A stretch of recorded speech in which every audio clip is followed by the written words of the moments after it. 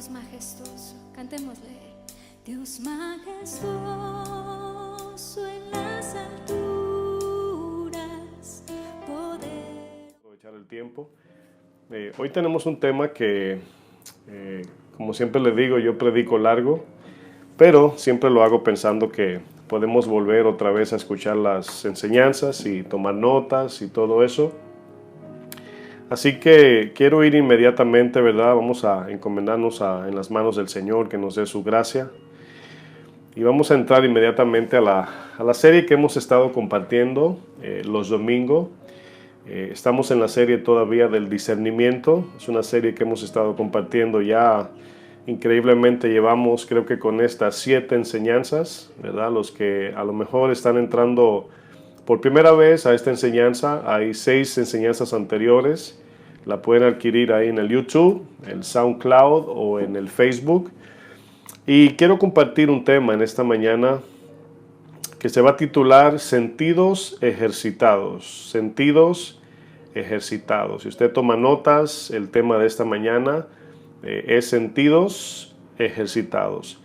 Vamos inmediato a nuestras Biblias. Acompáñenme al libro de 1 Corintios 14, versículo 20.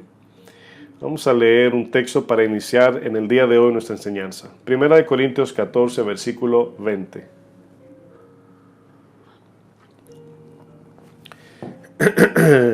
Pedirle al Señor que nos dé garganta en esta mañana, ¿verdad? Para traer su palabra. 1 Corintios 14, 20. Vamos a estar hablando bajo el tema Sentidos ejercitados. Y voy a continuar leyendo. Dice, hermanos, aquí obviamente hablando a cristianos, dice, no seáis niños en el modo de pensar, sino sed niños en la malicia, pero maduros en el modo de pensar. Aquí Pablo a los Corintios, obviamente en los textos del capítulo 12, 13, 14 de 1 Corintios, ordenando a la iglesia acerca del corazón y los dones, aquí vemos que Pablo le está diciendo a la iglesia, sean niños en la malicia, sean inocentes en malicia, pero no sean inocentes en el modo de pensar. En una ocasión Jesús, utilizando la misma idea o el sentido que Pablo le está dando aquí a este verso, sean manso como palomas, pero astuto como serpiente, ¿verdad? Que utilicemos la manera, la forma como una serpiente piensa, ¿verdad? Que es calculadora, con paciencia, mira a su presa, ¿verdad? Y es sabia. Pero en intención dice que seamos, ¿verdad?, mansos de corazón. Entonces, sí mismo Pablo en este texto dice que seamos como niños en malicia, ¿verdad? Que no seamos maliciosos en las intenciones, pero dice que seamos maduros en el modo de pensar. Aquí nos damos cuenta, hermanos, yo por ejemplo desde niño he tenido un desacuerdo desde niño. A veces me encontraba hasta con mis tíos debatiendo esta teoría que yo siempre he tenido. Y es la teoría de que la edad trae madurez. La edad trae madurez. Ahora, todos entendemos que no somos frutos. No somos en sí una manzana, no somos una piña, somos seres humanos. Y aunque una persona puede avanzar en edad, eso no significa que de manera balanceada está creciendo en madurez. Hay personas que son mayores y son inmaduras, y hay personas que son jóvenes y son maduros. Y no sé cuántos de ustedes quizás han escuchado al tío, al abuelo, a la abuela decir, llévate de mi consejo porque yo tengo más años que tú. Y sin duda los años traen experiencia y vivencia, pero una persona puede vivir muchos años haciendo la misma cosa y nunca llegar a aprender o a madurar. Y por esa razón, esta teoría de que los años, o sea, el tiempo es la idea. Mientras más años tenemos, más maduros somos. Eso no es cierto, ¿verdad? Y lo podemos probar por la misma palabra de Dios. La pregunta aquí es, ¿por qué a muchos cristianos se les dificulta madurar? ¿Por qué hay cristianos que pueden estar en la iglesia 5, 10, 15, 20 años y nunca llegan a madurar? Nunca llegan a madurar, a formarse, a permitir que el carácter de Cristo se forme en sus corazones, y están en la iglesia por mucho tiempo y simplemente están allí, aprenden mucha Biblia, pero no maduran. Y en el aprendizaje, no importa qué tan capacitados seamos, Si no hay interés, nunca vamos a crecer, ni mucho menos vamos a aprender o a madurar. Entonces, muchas veces pensamos que el problema de nuestro aprendizaje de algunos es por falta de inteligencia o de capacidad de aprender. Pero en sí, el problema que estamos enfrentando no es tanto la capacidad de aprender, sino el interés en aprender. Eso es lo que estamos viendo. Un niño, por ejemplo, que puede tener la excusa de que se le dificulta la matemática, ¿verdad? Se le hace difícil. Y yo entiendo que hay algunos que tienen quizás una capacidad más que otra. Por ejemplo, yo trato, y esto me pasó, por ejemplo, en la escuela también, de mirar las áreas donde yo soy débil en capacidad y allí, ¿verdad?, dedicaba más esfuerzo, más empeño. Entonces, al final del día lo que nos falta es más empeño, más interés en lo que estamos haciendo. Pero a un niño que de repente el maestro dice, tu hijo está teniendo problemas en las matemáticas. Y mayormente, no quiero tirar a todos los niños en el mismo saco, pero la mayoría es por falta de interés. Porque tú le entregas un teléfono sin explicarle cómo se juega el videojuego y ellos aprenden solo. Entonces nos damos cuenta que es cuestión de interés, no es cuestión de capacidad. El problema es el corazón, no de la mente. ¿Por qué hay tantos cristianos que nunca maduran espiritualmente? No es que no fueron a la escuela, no es que no tienen capacidad de aprender, no es que son menos inteligentes que los demás. Miren, si yo les pregunto algo, vamos a hacer un análisis, vamos a remontarnos cuando íbamos a la escuela. Vamos a pensar en ese compañero o compañera que estaba contigo en la escuela cuando tú asistías a la escuela. Y tómese un momento y piense en esa persona que usted decía, wow, ese muchacho o esa muchacha, wow, que saca buenas notas. Piensa en el que sacaba buenas calificaciones. Si yo te pregunto que me describas, obviamente no van a poder porque no lo voy a escuchar, pero en su mente, si usted describiría a esa persona que sacaba buenas calificaciones en la escuela, ¿cuáles serían las características de esos que sacaban buenas calificaciones? Piense por un segundo, ¿qué usted diría de esa persona? Bueno, le voy a citar 5 puntos acerca de características en ese tiempo que íbamos a la escuela, personas que tenían buenas calificaciones. Por ejemplo, le voy a dar mi punto de vista. Me imagino que va a ser casi igual que el suyo. Las características serían, sus padres eran estrictos con ellos. O sea, los padres eran muy dedicados a que sus hijos sacaran buenas notas. Eran estrictos, ¿verdad? Otra característica, llegaban temprano a la escuela. Otra característica, hacían su tarea a tiempo. Otra característica, se sentaban siempre delante y siempre eran los primeros en levantar la mano. Y otra característica que describe a uno de esos estudiantes con buenas calificaciones, que no se juntaban con los que sacaban malas notas.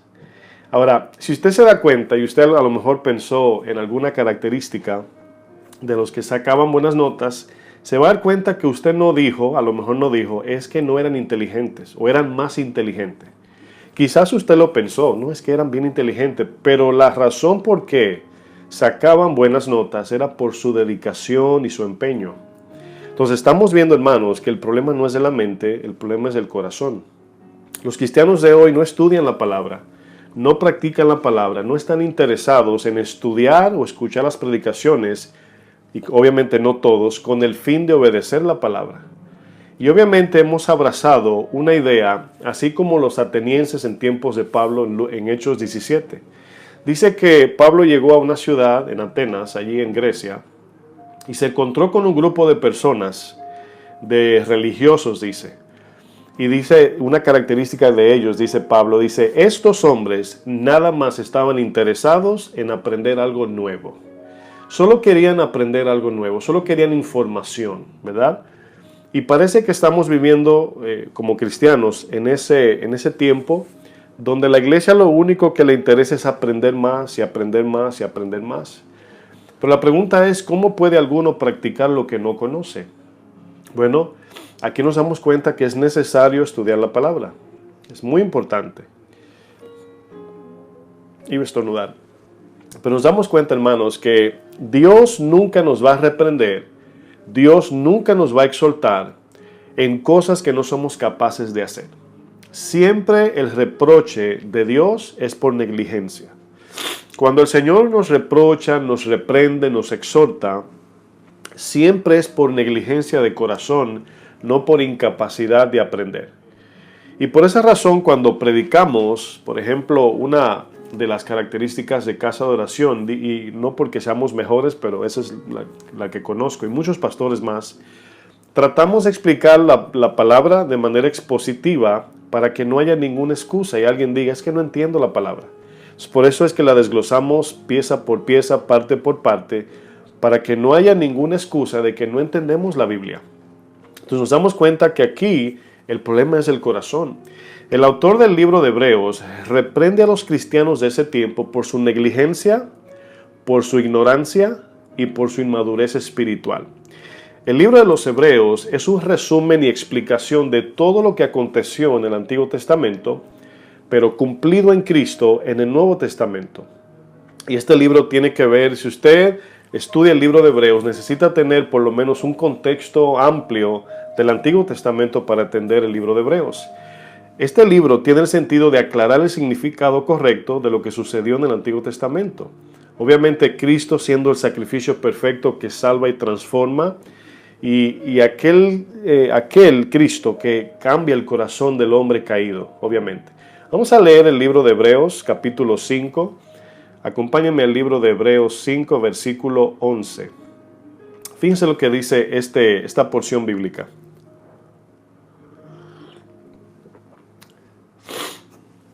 Esta porción bíblica es importante de Hebreos 5. Vamos a comenzar desde el versículo 11.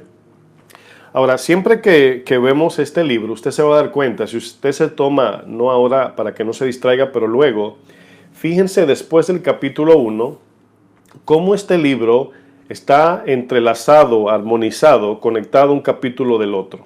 Y es como este libro lo podemos imaginar como una escalera de entendimiento de lo que pasó en el Antiguo Testamento cumplido en Cristo. Si usted ve al inicio de cada capítulo después del 1, o sea, comenzando del 2, 3, 4, 5, 6, 7, hasta terminar el libro, se va a dar cuenta que repetidamente el capítulo comienza con la palabra por tanto. Por tanto, es una continuación de lo que vine hablando anteriormente. Entonces, si usted se da cuenta, en este capítulo 5 no tiene encabezado. Y el primer versículo, la primera palabra que aparece es porque. Entonces, porque está conectado a lo que dice el capítulo 3 y el capítulo 4, que comienza desde el capítulo 1, 2, 3, 4, 5 y luego sigue. Usted va a entender como una escalera este libro. Pero aquí vemos que los cristianos de ese tiempo todavía no podían abrazar el sacrificio perfecto en Cristo. Usted ve, por ejemplo, los capítulos 1 y 2 hablando de Cristo siendo a quien llamó el Señor Hijo, ¿verdad? A ninguno de los ángeles. Luego vemos a la humanidad de Cristo, vemos la comparación entre Cristo, de Jesús y Moisés, vemos la divinidad de Jesús, vemos el reposo en Jesús, vemos la palabra como espada. Todo esto lo vemos en el libro de Hebreos. Entonces, a continuación, vamos a ver el contexto continuo del capítulo 5, verso 11, donde el texto sigue hablando de cosas de Jesús como sacerdote eterno, donde ya no tenemos sacerdotes terrenales. Usted ahora viene a ser un sacerdote en Cristo, porque ahora tenemos acceso a su presencia. Pero estos cristianos estaban todavía andando en esta negligencia de no entender todo lo que pasó, y estaban agregándole obras al sacrificio de Jesús, estaban pecando, minimizando el sacrificio. Pero vamos a ver este texto, verso 11, es muy importante entenderlo. Por eso inicia diciendo, dice Hebreos 5:11, dice, acerca de esto tenemos mucho que decir. Pero fíjense, mucho que decir, mucho que explicar, mucho que hablar. Pero luego dice, y difícil de explicar. Ahora, ustedes van a notar en este verso 11, donde aquí el autor de Hebreos dice, hay mucho que hablar de todo esto, muchas cosas, puntos del Antiguo Testamento, del pacto que Dios había predeterminado desde el principio de la creación en Jesús, pero luego dice, pero difícil de explicar. Ahora, fíjense por qué el autor dice que es difícil de explicar. Ahora, en una ocasión, antes de leer, Pedro mismo dice, mira, Pablo, Dios le ha dado mucha sabiduría para explicar esto de la salvación y la venida de Jesús. ¿verdad? Algunas de ellas difíciles de entender. Y luego dice, ¿por qué son difíciles? Porque los inconstantes e indoctos tuercen las escrituras. Ahora, dice dos cosas, los ignorantes y los inconstantes, los de doble ánimo o los de doble corazón. La palabra doble ánimo siempre se está refiriendo a un corazón que ama dos cosas al mismo tiempo. Y tanto es alado para un lado como para el otro y no tiene un balance central. Entonces, por eso aquí cuando dice, y difícil de explicar, dice el texto, ¿por qué se hace difícil? Dice, por cuanto os habéis hecho tardos para oír. La palabra oír aquí no solamente se significa oír como ustedes me están oyendo a mí, significa oír con el oído y sobre todo con el corazón. Oír la palabra con fe. Por eso el capítulo 3 anteriormente del libro de Hebreos habla de que dice que lo que ellos oyeron de parte de Dios no les aprovechó porque no estaba acompañado de fe. Es decir, esa información del evangelio que ellos recibieron, primero que nosotros, no les hizo bien, no les favoreció, no les vamos a decir, no les trajo el beneficio de la fe a ellos porque no iba acompañada de confianza y de total entrega del corazón. Entonces, por eso dice el texto, difícil de explicar por cuanto os habéis hecho tardos para oír. La palabra tardos se parece cuando Jesús camino a Emaús se encuentra con dos y le dice, oh insensatos y tardos para creer lo que los profetas habían dicho de mí. La palabra tardos tiene que ver con dos cosas. Tiene que ver, número uno, con ocio espiritual, de no ser diligente en buscar, escudriñar la palabra. Pero también significa aquellos que se dejan arrastrar por las cosas del mundo. Entonces esto forma un corazón indeciso, un corazón que de momento está aquí, de momento está allá y no se afirma en una sola posición en Cristo. Verso 12, porque debiendo ser ya maestros, y aquí no significa maestros en teología o maestros del seminario bíblico, no, maestros en poder explicar a los demás en el mundo y a los no creyentes quién es Cristo para salvación. Que puedan ya evangelizar y poder explicar lo que significa la salvación en Cristo. Hay un problema que hemos identificado en la iglesia y es que tú le preguntas a los cristianos por qué son cristianos y como decía un pastor te contestan cómo se hicieron cristianos. La mayoría de los cristianos ni saben por qué son cristianos, o sea, no tienen el motivo y razón por qué entregaron su vida al Señor y por eso el fundamento está flojo con sus vidas. Dice, debiendo ser maestros después de tanto tiempo, tenéis necesidad de que os vuelva a enseñar cuáles son los primeros rudimentos de las palabras de Dios. Los rudimentos de Dios aquí son las palabras elementales, el ABC. Dice, y habéis llegado a ser tales que tenéis necesidad de leche. Ahora, ¿se acuerdan el texto de Corintios que leímos? Donde Pablo dice, no sean niños en el modo de pensar, ya maduren, esa es la idea. Dice el texto, continúo leyendo Hebreos 5:12. Dice, y no de alimento sólido. Versículo 13. Y todo el que participa de la leche es inexperto en la palabra de justicia. Inexperto es que no sabe discernir con el lente de justicia, no sabe usar la palabra, no sabe ni siquiera vivirla o practicarla porque han sido lentos, tardos, ociosos y por eso son niños todavía. Dice, porque es niño, verso 14, pero, aquí está el texto que vamos a estar mirando, el alimento sólido es para los que han alcanzado madurez.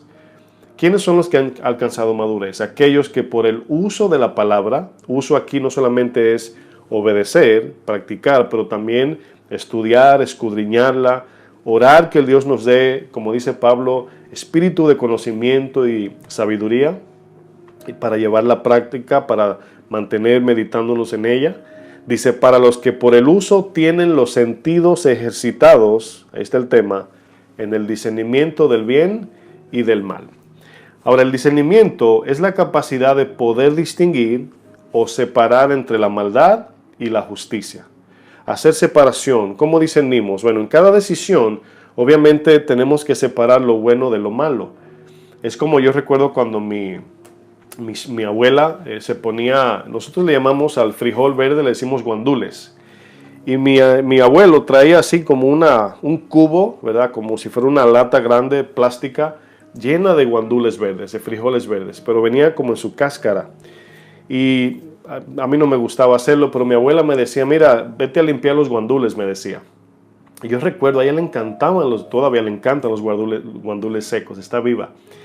Y yo recuerdo que ahí durábamos horas ahí, horas nada más quitándole la pajita, botando la pajita y poniendo los guandules en la vasija donde se iban a cocinar. Esa es la idea de discernir, ¿verdad? Pero imagínense que yo bote los guandules o los frijoles verdes, para los que no me entienden, y la cáscara la ponga en la vasija para cocinar. ¿Qué me iba a decir mi abuela? ¿Qué hiciste? Botaste lo bueno y guardaste lo malo.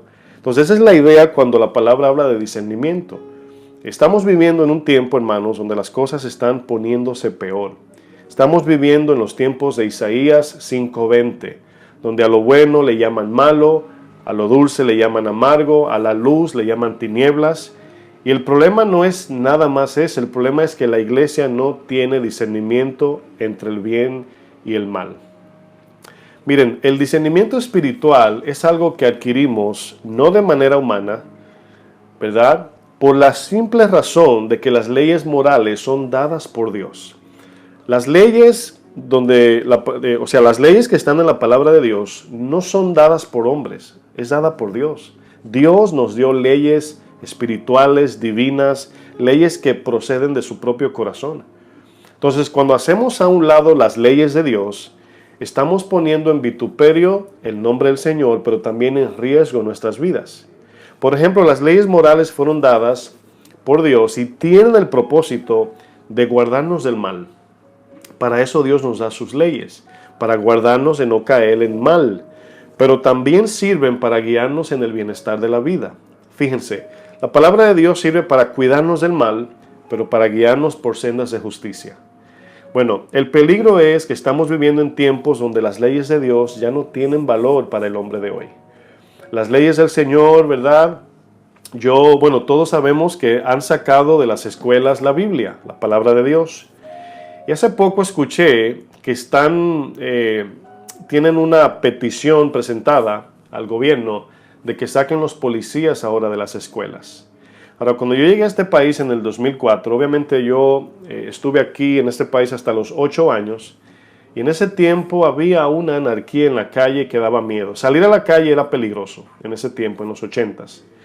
Pero luego yo me fui a mi país y duré allí 17 años, ¿verdad? Con mis abuelos, allí me criaron. Volví en el 2004 a los 25 años. Y ya cuando volví, fue el tiempo donde ya creo que el Giuliani, ¿verdad? No sé si era gobernador o el alcalde, no recuerdo bien, o el mayor, era el mayor, implementó el sistema de llenar las calles de policía, y por eso la ciudad de Nueva York entró en esa, vamos a decir, paz, tranquilidad, donde ya el peligro y la violencia disminuyó, pero de manera dramática, muy radical. Pero imagínense ahora, sacaron la Biblia de las escuelas y ahora están hablando que quieren sacar a la policía. Y muchos de ustedes saben que en las escuelas meten cuchillos, pistolas, drogas, y la policía está allí por eso. Pero imagínese usted que saquen la policía, la seguridad para proteger a los demás niños y jóvenes de los que quieren ir a formar gangas y todo eso, hermanos. ¿Hacia dónde nos dirigimos? Bueno, se ha perdido el discernimiento y el entendimiento de lo que es la justicia de Dios. Y del momento que se saca la justicia, obviamente viene el caos. Jesús en Mateo 24:12 dijo, por haberse multiplicado la maldad, el amor de muchos se va a enfriar. Ahora, este texto es tan corto, pero tiene mucho material aquí que entender. No voy a durar mucho en él, pero le explico 2 palabras, multiplicación y maldad. La palabra multiplicación habla de que a medida que nos acercamos al fin, las cosas van a crecer, la maldad, va a crecer de manera repentina y rápida. La idea es esta. Si usted suma, por eso no dice suma, dice multiplicación. Si usted suma 1 más 1, 2, 2 más 2, 4, 4 más 4, 8, ¿verdad? 8 más 8, 16. Hay 5 pasos en suma. 2 más 2, 4, 4 más 4, 8, 8 más 8, 16, 16 más 16, 32. Pero si usted multiplica, 4 por 4 son 16, 16 por 16, 256, y 256 por 256, la suma hace 65.536 hermanos, y fíjense lo rápido que sube de un número de 256 multiplicado por el mismo número, escala a 65.536. Por eso esa palabra multiplicar significa que antes las cosas cambiaban en 10 años, ¿verdad? De repente las cosas estaban mal y se ponían peor, pero en un lapso de 10 años, ahora va a ser 5 y luego 1 y luego semanal o diario. Y va a ir escalando la maldad. Pero la palabra maldad significa sin ley. La palabra griega aquí es anomia. Y cuando la Biblia habla de maldad, yo sé que nuestra mente se va a matar, robar, mentir y todo eso, pero no significa directamente eso, significa sin ley. Entonces, cuando sacamos la ley del corazón del ser humano, dice que el corazón se enfría, y la palabra enfriar se está refiriendo a un corazón que no siente, un corazón insensible. Usamos la palabra cuando uno mata a otro, dice, lo mató a sangre fría, así decimos, o lo mató de manera fría, o qué frío es ese hombre. Estamos diciendo no tiene amor, no tiene respeto, no tiene interés por la raza humana. Entonces, a medida que vamos sacando la palabra de Dios de la iglesia, de las familias, de nuestras vidas, el corazón se va cauterizando al punto que nos hacemos peores que animales irracionales, y perdone que use ese ejemplo. Pero así es, mis hermanos, donde no nos importa nada. Hace poco vi una foto, una imagen en una playa donde pusieron dos imágenes, ¿verdad? Las huellas que dejan los animales y las huellas que dejan los seres humanos. Y en la foto de los animales habían como si fueran huellas de patitos o huellas de animales de la playa, de pingüinos y todo eso. Y en las huellas de los seres humanos era basura, muchos plásticos y basura tirada en la calle. Fíjense el ejemplo, hermanos. Estamos viviendo en ese tiempo donde ya no podemos discernir ni entender la justicia y la maldad o diferenciarla. Estamos viviendo en los tiempos de Isaías 5:20, hermanos. Pero nos preguntamos qué tan importante es la ley de Dios. Bueno, el bienestar de la vida depende de la ley moral de Dios. Dios nos ha dado a cada uno lo que llamamos conciencia. Si usted separa esta palabra, es la palabra con y ciencia. Significa con entendimiento, pero ¿de qué? De las leyes de Dios. Y fíjense cómo Dios es tan sabio. Cuando se le predica el evangelio a un no creyente, lo único que estamos haciendo es despertando su conciencia. Y todo lo que le decimos, según la palabra de Dios, la conciencia le está diciendo por dentro, eso que te están diciendo es así, es así. Pero las personas deciden ignorar su conciencia, cauterizarla, y prefieren no escuchar el mensaje. Por eso es que el mensaje de Cristo molesta, porque la conciencia en la manera que te habla es produciendo un dolor para que tú respondas, o sea, para que tú puedas ponerle atención. Entonces, cuando el evangelio lo predicamos, le decimos a las personas, mira, tú vas camino a la condenación. La conciencia dice, es cierto, pero la condenación te duele, te molesta, te avergüenza. Y luego te dicen, Cristo murió por ti, pero tienes que arrepentirte y dejar tu pecado y seguirle. Y la conciencia te dice, es cierto, tienes que seguir, si no vas a morir eternamente. Pero tu carne, el pecado y Satanás te convencen de que este mensaje no es para ti y por eso la gente se va. Entonces, las leyes que Dios nos da, Romanos 2:15 dice que la conciencia tiene guardado el evangelio, pero por la separación de Dios, nuestra mente, nuestra razón, nuestra vida espiritual está muerta sin Cristo. Entonces, cuando nacemos de nuevo, espero me esté explicando porque estoy dando muchos puntos, cuando nacemos de nuevo, el Señor nos da una mente nueva, un corazón nuevo y un ayudador llamado el Espíritu Santo. La mente nueva es para entender su palabra, el corazón nuevo es para querer cumplir su palabra y el Espíritu Santo es para capacitarnos, guiarnos y recordarnos cada vez que nos olvidamos de su palabra. Fíjense qué bonito. Entonces aquí vemos, hermanos, que la ley dada de parte de Dios es para el bienestar de nuestra vida. Por ejemplo, no adulterar es bueno, no adulterar.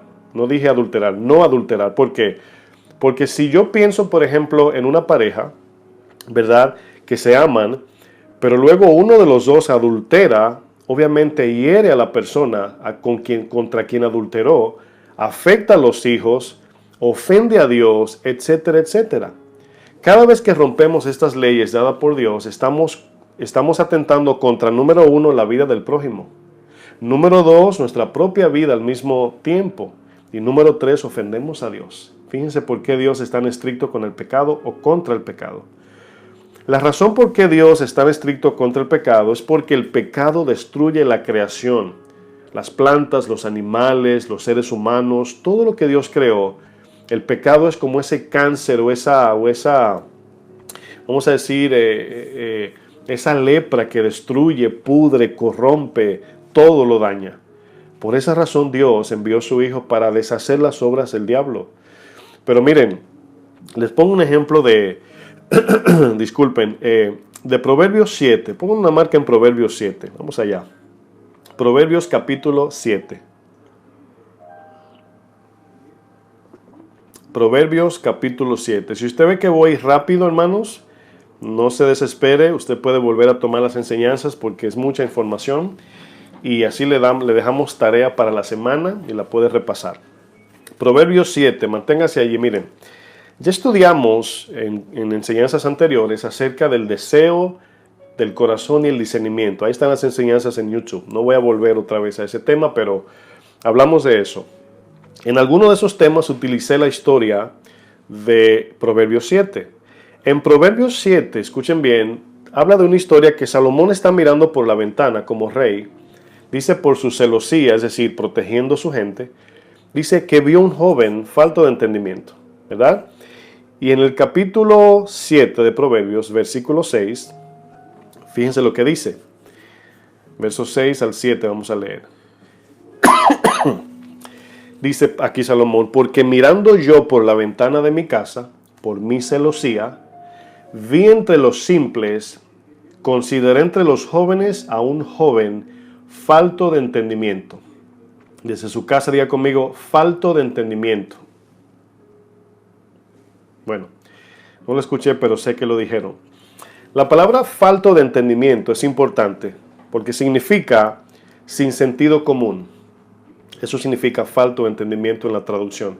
Sin sentido común. Significa imprudente. Eso significa imprudente. Significa torpe. Significa también una palabra que la usamos y como hispanos es ofensiva. Es la palabra estúpido. Eso significa sin entendimiento. Pero también significa sin discernimiento. Salomón aquí está usando esta expresión, pero preguntamos ¿por qué Salomón le llama a este joven falto de entendimiento? Bueno, el contexto de Proverbios, este joven se encuentra con una mujer hermosa, una mujer muy bonita, atractiva, y dice que se encuentra con ella en su camino, lo cual ella lo seduce a fornicar y adulterar con ella. Ahora, ¿cómo lo hace? ¿Cuál es la estrategia que esta mujer usa? Ahora quiero que noten esto. Esta mujer, ¿verdad? La palabra le llama vestida de ramera, con cara de hipocresía o con cara de, vamos a decir, hay una palabra que dice ahí, con cara así como de rencillosa, dice la palabra, le llamo otra palabra que no recuerdo, pero ya, yo sé que por ahí me la van a acordar.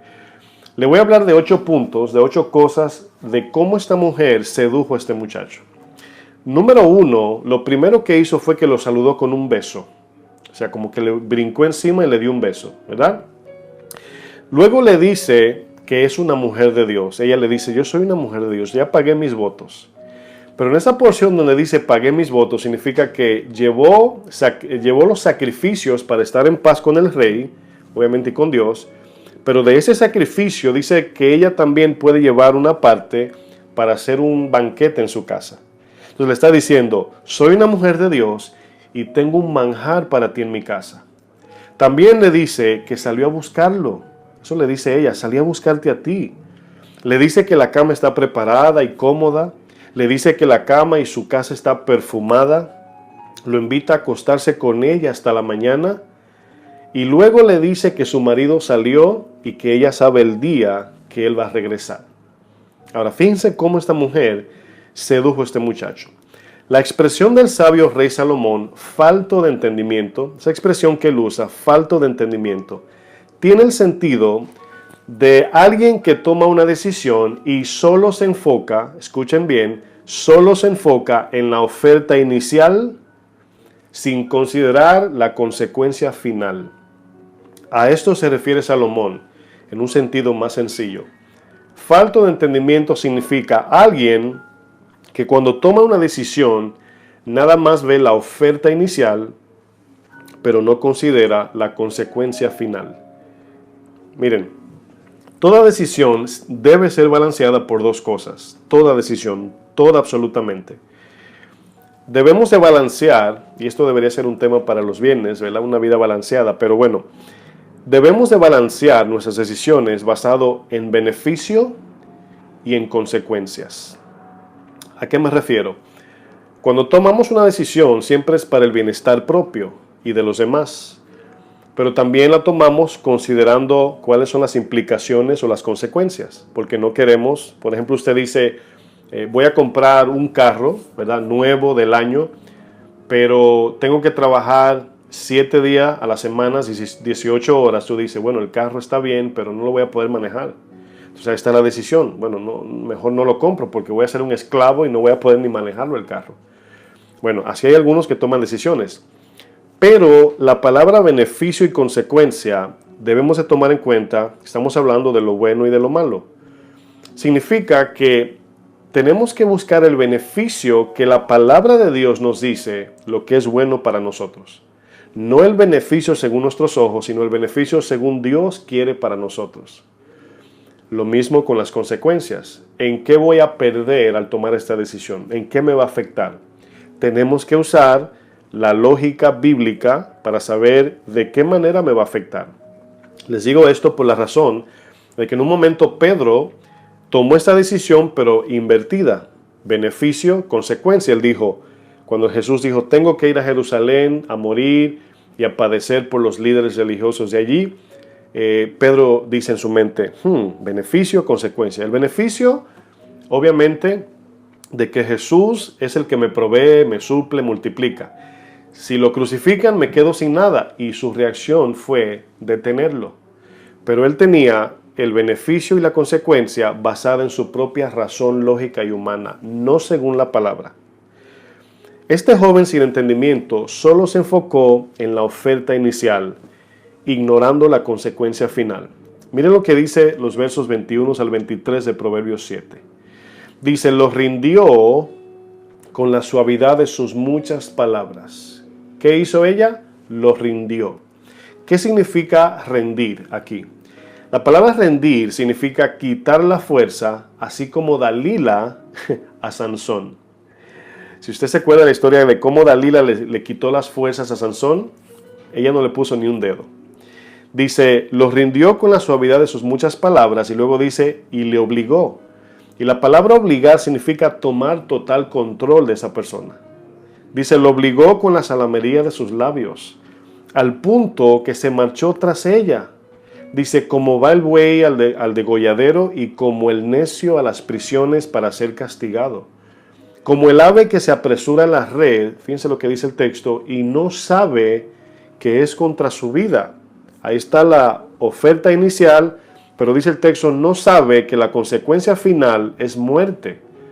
Este muchacho se imaginó toda esta película con ella, esta imaginación, quiero decir, pero no vio la consecuencia. Usted diría, pastor, pero ¿cómo este muchacho pudo discernir que le iba a ir mal al final? Lo van a ver en un segundo, voy a explicar.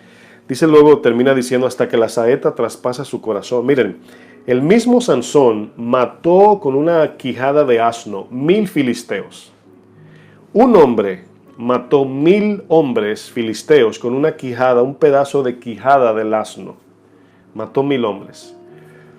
Pero se dejó sacar los ojos por las palabras de una mujer. Ahora ponga esto en la balanza. Tenía la fuerza, la capacidad de matar 1000 hombres con la quijada, un pedazo de hueso de un asno. Pero por una mujer le sacaron los ojos, por las palabras de una mujer. En Jueces 16:16 dice lo siguiente, hablando de la situación aquí con Sansón. Dice Jueces 16:16, y aconteció que presionándole, aquí Dalila a Sansón, presionándole ella cada día con sus palabras e importunándole, su alma fue reducida a mortal angustia. Miren, Dalila no le puso un dedo a Sansón.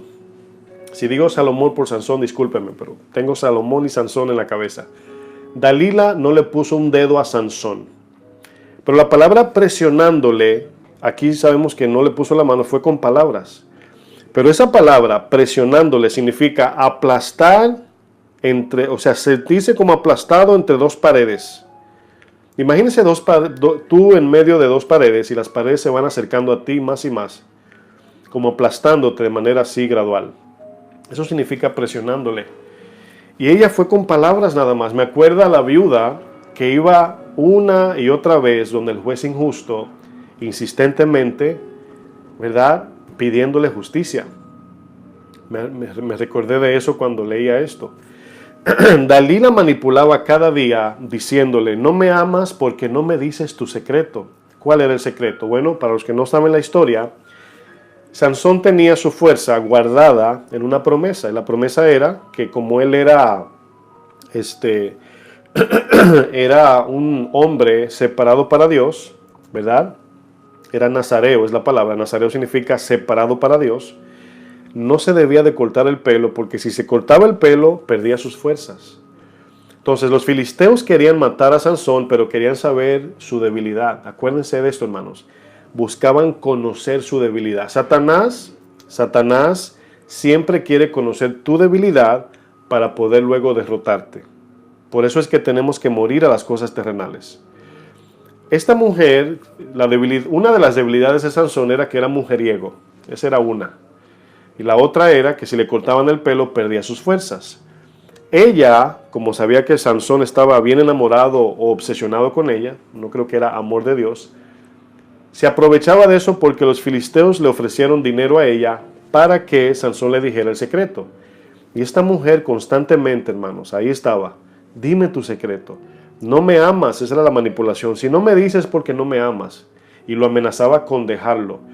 Ahora, cuando yo leía este texto, me acordaba de los temas que hemos hablado, del deseo del corazón y el discernimiento.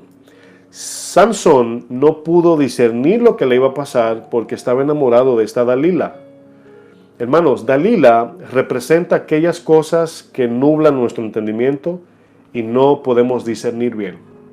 Las Dalilas son las cosas en nuestras vidas que no nos convienen, pero que a la misma vez nos controlan. Las cosas que no nos convienen y a la misma vez nos tienen esclavizados. Eso significa, o eso representa a las Dalilas. Y aquí nos damos cuenta que los ataques de Satanás siempre van a apelar a los sentimientos, con el fin de entenebrecer nuestra razón. Siempre te enfoca en la oferta inicial para que no pienses en la consecuencia final. Las leyes morales de Dios, mis hermanos, tienen el propósito de guardarnos del mal y siempre dirigirnos al bien de nuestra propia vida. Por ejemplo, les pongo un ejemplo. El séptimo mandamiento, ¿verdad?, el cual dice, de los 10 mandamientos, el séptimo dice: no adulterarás, no adulterarás. El joven falto de entendimiento oyó muy claramente cuando esta mujer le decía, esta mujer alborotadora, rencillosa, ella le dijo a él: mi marido ha salido de viaje y en día señalado regresará. Miren, esto se llama adulterio, ¿verdad? Si nos damos cuenta, todo lo que esta mujer le ofreció a este joven, todo lo que le ofreció que ellos hiciesen, nada de lo que le ofreció estaba mal. Nada. Siempre y cuando esto se practique dentro del matrimonio. Perfumé mi recámara, eso es bueno. Le dio un beso, besar es bueno. Comer es bueno. Amanecer, ¿verdad?, con la mujer es bueno. Pero dentro del matrimonio, no fuera. Todo esto que ella le ofrece es bueno, mis hermanos, todo es bueno. Pero cuando ella le dijo mi marido, todo eso se convierte en pecado.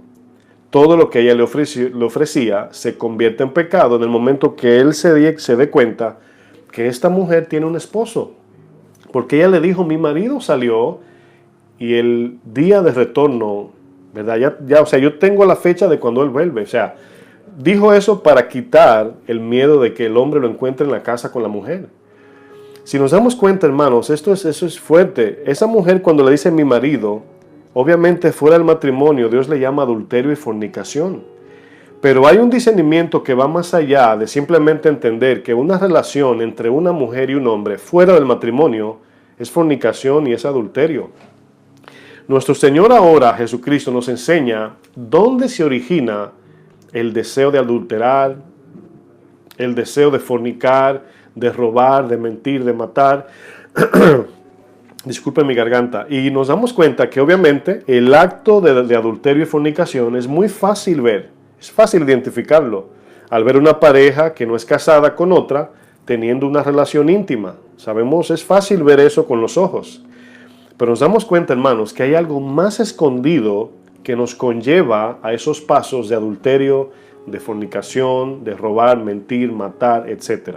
Hay algo más escondido y habla de intención y de otras cosas. Vamos al libro de Mateo 5, vamos a ir casi sobre el final, Mateo 5, 27. Vamos a ver un ejemplo aquí de nuestro Señor Jesucristo. Mateo 5, versículo 27. Aquí Jesús va a ir más allá en las leyes morales de simplemente ver el adulterio como alguien fuera del matrimonio acostándose con una pareja que no, ¿verdad? O con una persona que no está comprometida en matrimonio con la otra. Aquí Jesús va a ir más allá porque de repente habían dos grupos o dos ideas, ¿verdad? Si veían a un hombre que tenía a su esposa o a una mujer que tenía a su esposo camino a una recámara o a un cuarto, acostarse con alguien, se podía identificar el adulterio. Por eso algunos lo hacen escondido. Pero ver el adulterio en el corazón es otra cosa. Y Jesús dice en Mateo 5:27, oísteis que fue dicho. ¿Dónde lo oíste? En el Antiguo Testamento, en los 10 mandamientos. No cometerás adulterio. Ahí está el 7º mandamiento. Dice, pero yo os digo que cualquiera que mira a una mujer para codiciarla, con él, dice luego el texto, ya adulteró con ella en su corazón. O sea, ya pecó en su corazón. El pecado se inicia en el deseo consuma el acto y el acto es lo que produce la muerte. Entonces, fíjense, pensamos que es cuando hacemos el acto que hemos pecado y no. El pecado se consuma cuando viene la tentación y aceptamos en el corazón. Miren, hay quienes adulteran sin tocar a una mujer. Entonces, aquí es donde el discernimiento es importante. Jesús dice luego, por tanto, dice, por lo que dijo anterior, si tu ojo derecho te es ocasión de caer, sácalo y échalo de ti, pues es mejor que se te pierda uno de tus miembros, que se pierda uno de tus miembros, dice, y no que todo tu cuerpo sea echado en el infierno. Aquí el texto está claramente diciendo que el adulterio, la fornicación, romper los pecados morales del Señor nos puede llevar al infierno. Aquí lo dice Jesús. Aquí nos damos cuenta porque algunos dirán, pastor, qué exagerado es Dios. Por mirar a una mujer me tengo que sacar los ojos. La razón de sacar ojos, Jesús la está poniendo en una balanza para que tú decidas. Ok, Jesús dice que me saque los ojos y me hacen caer, ¿verdad? Entonces, si no me quiero sacar el ojo, pero quiero mirar a la mujer o el hombre con codicia en mi corazón, ¿qué es más importante? Mis ojos. Entonces, mejor no miro. Esa es la idea del texto. No es que te lo saques, pero que consideres que es más importante tus ojos que mirar a la mujer. Pero aún es más importante tu cuerpo salvado que un ojo. Entonces, Jesús te pone en la balanza el orden de prioridad y de importancia. Miren, el discernimiento del bien y del mal nos ayudan a tomar decisiones sabias y prudentes conforme a la palabra de Dios para no caer en los pecados que luego destruyen a las personas y ofenden a Dios. Esa es la idea. El discernimiento nos ayuda a poner en la balanza de la palabra de Dios la oferta inicial y la consecuencia final, los dos. Hay personas que deciden ignorar la consecuencia final. Esto puede suceder con las deudas, personas que ven una tarjeta de crédito de $100,000 y dicen, con esto compro aquello, y con esa tarjeta compro aquello, y compro esto, y me voy de viajes, pero se olvida de la consecuencia final. Entonces, todo está diseñado en este mundo para que ignores la consecuencia final, para que te metas en la oferta inicial. Pero en Hebreos 5:14, vamos a volver a este texto, vamos sobre el final, Hebreos 5:14, fíjense lo que dice.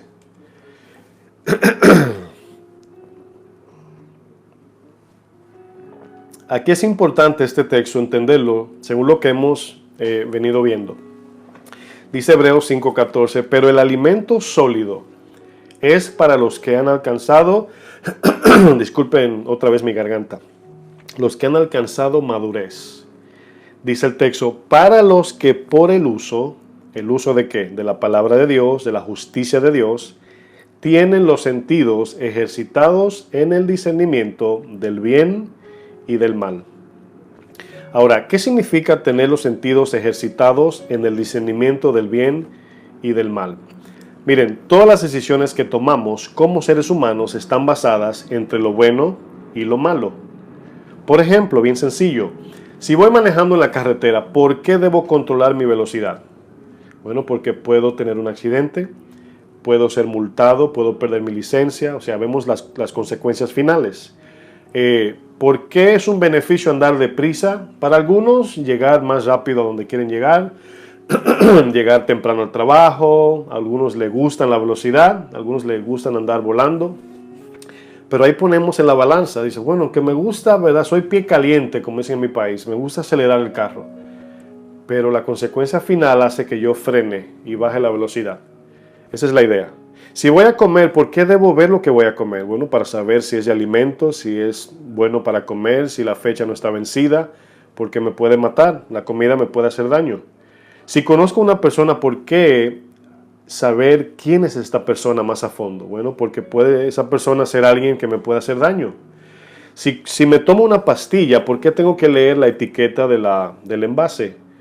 Porque la pastilla es buena porque te puede aliviar, pero también si te bebes una pastilla sin ser recetada o más de la dosis que dice la etiqueta, te puede matar. Entonces, si se dan cuenta, todo está balanceado entre la oferta inicial y la consecuencia final. Todas las decisiones. Miren, una cosa es entender que acostarse con un hombre o una mujer fuera del matrimonio es fornicación y adulterio. Pero otra cosa es discernir los ataques de Satanás internos del corazón y de la mente, discernir hacia dónde se dirigen nuestros pasos y discernir la intención del corazón. Ese discernimiento lo adquirimos a medida que vamos madurando, creciendo en la palabra, practicando la palabra. Miren, ¿por qué Jesús nos dice que con solo mirar a una mujer y codiciarla en el corazón es adulterio? ¿Por qué Jesús se va a un extremo de ese punto? Dice, por la razón de que el adulterio primero comienza por los sentidos. Por eso es que nuestros sentidos debemos de ejercitarlos en la palabra, porque nuestros sentidos son los que forman el pensamiento, las ideas y los conceptos. Y luego que formamos ideas, formamos decisiones, tomamos decisiones y nos vamos a hacer el acto.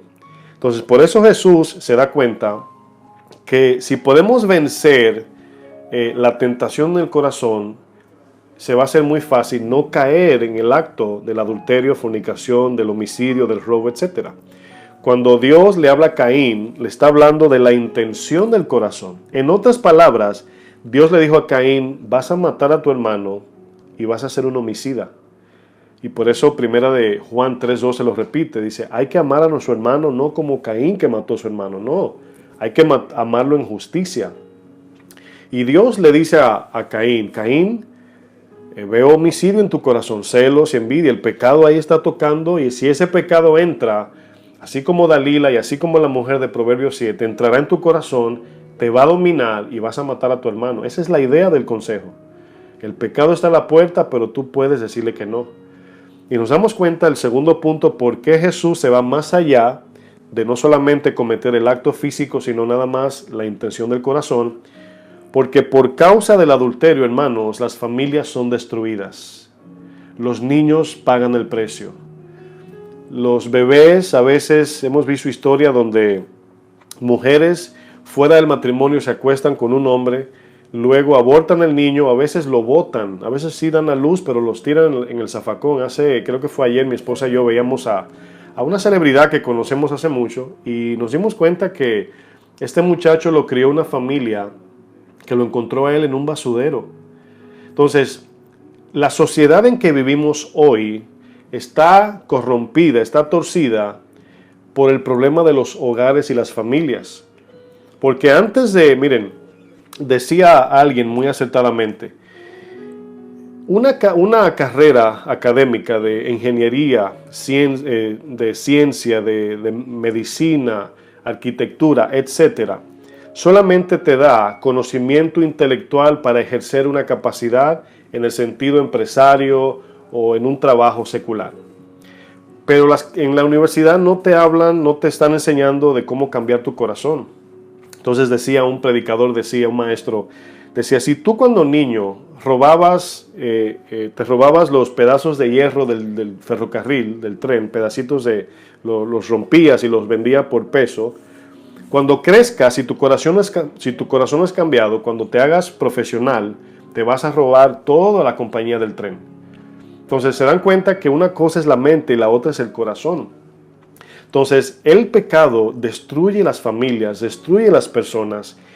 Y es nada más cuando entra la justicia de Dios en nuestro corazón que comenzamos a actuar bien, pero a discernir entre lo bueno y lo malo. Pero eso lo obtenemos por 3 puntos que voy a utilizar para terminar. ¿Cómo podemos ejercitar nuestros sentidos? Ahora, los sentidos son dados de parte de Dios, los físicos, para comunicarnos con el mundo externo, con el mundo físico. Entonces vemos la mujer de Proverbios, ella cautivó todos los sentidos sensoriales de este muchacho. Le habló de perfume, ya fíjense los sentidos. Primero los ojos, ya estaba mirándola a ella, hermosa la mujer. Le habló de perfumes, ahí está el olfato. Le habló de tacto porque iba a estar manoseándola a ella en cama.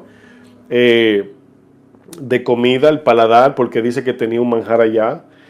¿Qué más? ¿Qué se me queda? Y lo que le estaba hablando bonito. Y esta mujer cautivó los 5 sentidos de este muchacho, y por esa razón, Pablo en 2 de Corintios, si no me equivoco, 11.3 o 3.11, creo que es 11.3, dice, me temo que como la serpiente, Satanás, dice, extravió los sentidos de Eva, también vosotros sean engañados y Satanás les extravíe los sentidos. Vivimos en un mundo lleno de imágenes, de colores, sonidos, perfumes.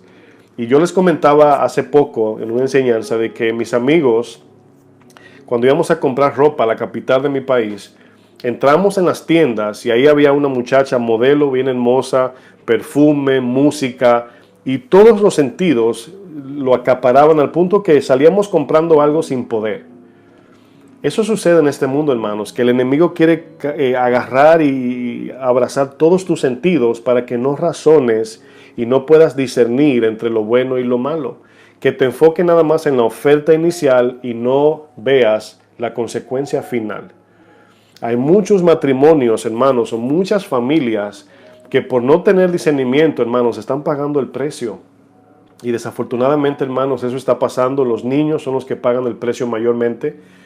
Pero te quiero decir algo, si tú estás en esa posición, Cristo entra su justicia en tu corazón y tu matrimonio, tu vida, tu familia, tus hijos pueden cambiar. Esa es la esperanza de lo que predicamos en Cristo. Esa es la buena noticia del Evangelio.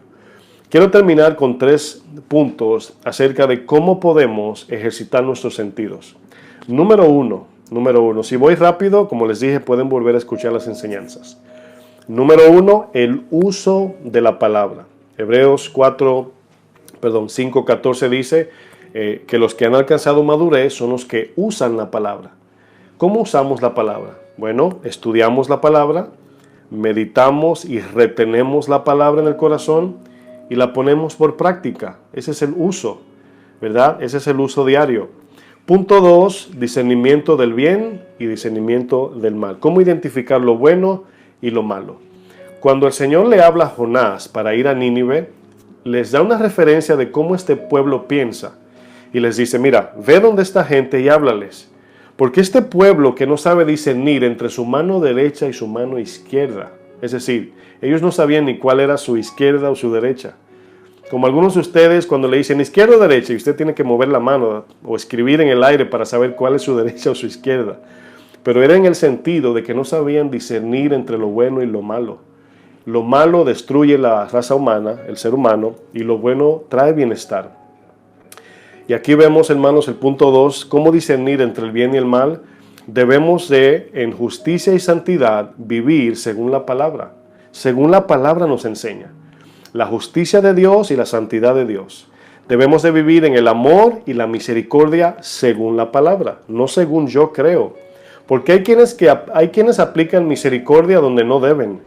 Y hay quienes aplican un amor del mundo. No hay que tener amor porque Dios es amor. Sí, pero primero está la justicia y la santidad. El amor y la misericordia. Pero todo esto lo hacemos entendiendo que debe llevar o traer un fin en favor al prójimo y a la gloria de Dios. Así es como sabemos que estamos discerniendo bien. Justicia y santidad, amor y misericordia, y que todo lo que hago según la palabra es para el bien de mi prójimo y la gloria de Dios, así como el buen samaritano de Lucas 25. Punto 3 y final. Sentidos ejercitados. ¿Cómo ejercitar los sentidos de la palabra y la justicia de Dios? Ejercitar la mente con la palabra de Dios. Tenemos que aprender a memorizar la Biblia. No para debatir, discutir y competir, sino para que cuando tomemos decisiones, saber de dónde tomar. Tenemos que ejercitar la mente con la palabra. Tenemos que pensar, meditar y medir todo a través de las escrituras de Dios, la palabra de Dios. Y punto 3 y final, debemos tomar en cuenta la oferta inicial y tomando en consideración la consecuencia final según la palabra de Dios. Todo lo que les he dicho, tiene que ver con la palabra de Dios. Sin la palabra de Dios, hermanos, la palabra dice en Salmo 119, 105, lámpara es a mis pies tu palabra y lumbrera en mi camino. Esa lumbrera ilumina las cosas buenas y las cosas malas para saber si voy a hacer una izquierda o una derecha, para saber si tomo esa decisión o no tomo esa decisión. Cuando el Señor te dice no te unas con yugo desigual, no es porque Dios no quiere que estés con esa persona en sentido personal, sino porque Dios sabe que el mundo tiene un poder a veces más fuerte que el cristiano en el sentido atractivo. Entonces, cuando te unes a un yugo desigual, tú vas buscando la voluntad de Dios, pero con quien te unes desigualmente va en contra. Y basta con nuestra carne, el mundo y los ataques de Satanás para ahora agregar a un yugo desigual. Imagínense, mis hermanos. Entonces Dios en su sabiduría nos enseña que la justicia trae bien a nuestras vidas. O sea, no es que tenemos que obligadamente hacer la justicia, no, nos conviene, hermanos. Cuando andamos en justicia hay beneficio no solamente para mí, sino para aquellos a quien yo les sirvo. Hermanos, esto es sumamente importante. Yo espero que esta palabra se quede en nuestros corazones y meditemos en ella. Vuelvo a escucharla. Como siempre les digo, volvemos a subirla con las notas, los videos. Y les intimo, hermanos, que tomemos esto en serio, porque estamos cada vez más creciendo en la maldad de la raza humana y se están enfriando los corazones y estamos viviendo en tiempos donde la gente, lo que todos buscan es verdad, pero no con la intención de lo que Dios quiere. Lo están haciendo con un corazón más bien de orgullo, de altivez, pero la verdad, dice la palabra, dice Jesús, y conoceréis la verdad, y esa verdad nos hará libre. ¿Libre de qué? De maldad, de pecado, de iniquidad y de todas las cosas que destruyen al ser humano. Mis hermanos, hasta aquí lo voy a dejar. Me extrañé que terminé, ¿verdad? Antes de tiempo. Pensé que iba a extender la enseñanza, pero gracias a la gracia de Dios pudimos terminar. Mi garganta me alcanzó. Ya yo le llamo mi aguijón. Pero le doy gracias al Señor que la palabra llega. No importa, ¿verdad?, que la garganta se vaya, mientras la palabra llegue, es lo más importante. Así que le bendecimos desde aquí, desde Casa de Oración. Como siempre, le mandamos saludo de parte de mi esposa, mi suegra que vive con nosotros, de su servidor, y le pedimos a Dios que nos ayude. ¿Qué les parece si hacemos una oración para despedirnos y permitir que el Espíritu siga trayendo esos puntos que le está trayendo a su corazón? Padre, gracias, Señor. Queremos, mi buen Dios, elevar una petición, Señor, de que tu Espíritu siga trayendo entendimiento a mis hermanos que me están viendo en esta hora. Yo te pido por aquellos que van a ver esta enseñanza, Señor, que tú cambies sus corazones, que puedan abrir los ojos de su entendimiento y que puedan confiar en tu palabra por lo que ella es, por su capacidad, por su esencia, pero por sobre todo porque es tu palabra, Señor, la palabra de Dios. Yo te pido por aquellos que no te conocen, Señor. Aquellos que no saben que están bajo el yugo de Satanás. No lo saben como yo una vez no lo sabía. Pero alguien vino de tu parte, Señor, me habló de ti. Y pude ver en ese momento mi condición real y me asusté, Señor, y corrí y te acepté como mi único Señor y Salvador. Hoy te doy gracias porque has entrado en mi vida, Señor, y así te pido que entres en la vida de aquellos que abren su corazón y te reciben por fe. Oh, mi Dios, que puedan, Señor, vencer la carne y decir, voy a dar este paso de fe, aunque pierda mis amigos, aunque mi familia venga en contra, sé que lo voy a hacer para agradar a mi Dios. Pero sé también que lo hago por el bienestar de mi familia. Cada vez que un cristiano se convierte es una puerta abierta a la salvación en un hogar o en un trabajo, en una escuela. Así yo te pido, Señor, que podamos buscarte con corazón abierto, Señor. Amar tu palabra, confiar en ella y no tomar decisiones sin primero filtrar, colar y discernir a través de tu palabra si lo que estamos decidiendo es recto, sabio y te glorifica a ti y bendice a mi prójimo, Señor. Bendice, Señor, esta palabra en el corazón de los que la recibieron. En el nombre de Jesús. Que el Señor les bendiga, mis hermanos. Les amamos mucho en Cristo. Les pedimos que sigan compartiendo las enseñanzas para que la palabra llegue a todos aquellos que no conocen del Señor o a lo mejor a aquellos cristianos que están sedientos de la palabra del Señor. Les pedimos que sigan orando por nosotros, nos sigan apoyando en oración y estamos aquí para servirles en lo que podamos según la gracia del Señor. Que el Señor les bendiga, mis hermanos. Les amamos en Cristo.